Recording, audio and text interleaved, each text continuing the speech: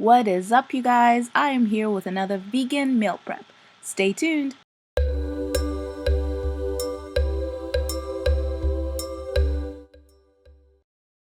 Since we're making meatballs, we're going to use this flaxseed egg.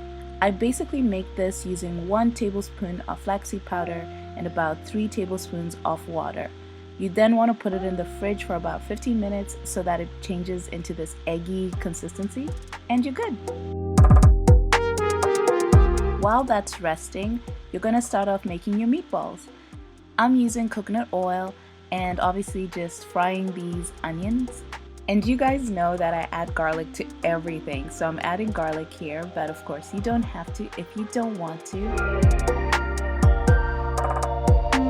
Once that's been going for a while, you can go ahead and add the seasonings of your choice and some salt. You want to make sure that you season well because remember we're making beans and quinoa and neither of them are actually seasoned.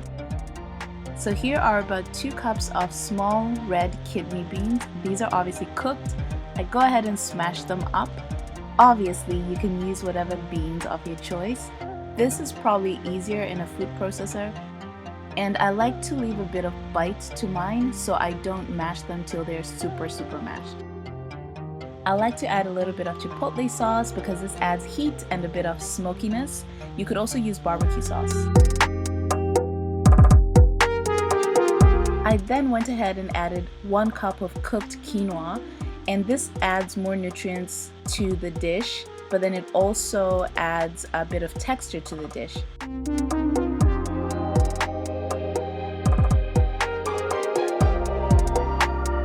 Then I added my cooked onion and garlic.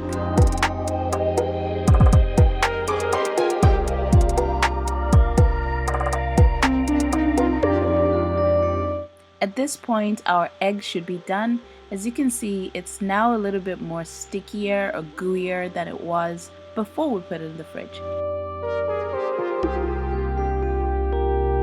You then go ahead and add this to the bowl.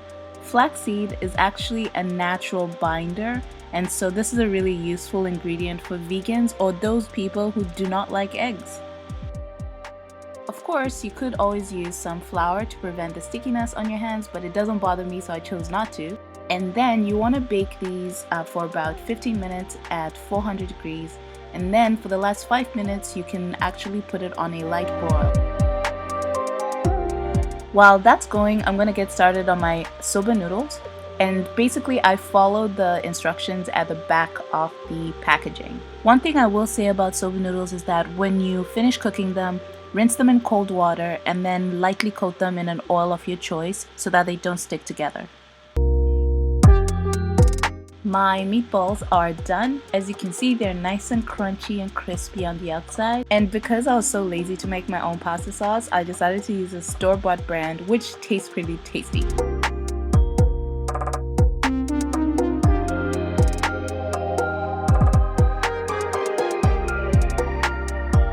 Meal 1 is done. I went ahead and sprinkled some nutritional yeast over the meatballs so that they taste a little cheesy.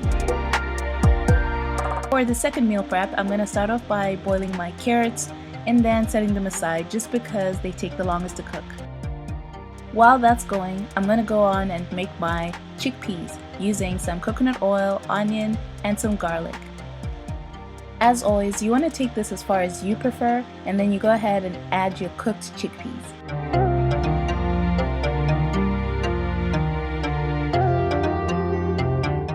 Next up, you want to add the seasoning or spices of your choice. In my case, I'm using sweet paprika because I'm all about the smokiness this week.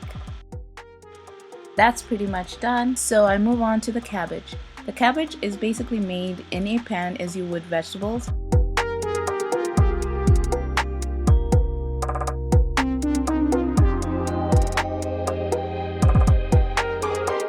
That's it, you guys. 2 easy, delicious meal preps that will last you for both your lunches and dinners. Thank you so much for watching, and if you enjoyed this video, please remember to subscribe and give it a thumbs up.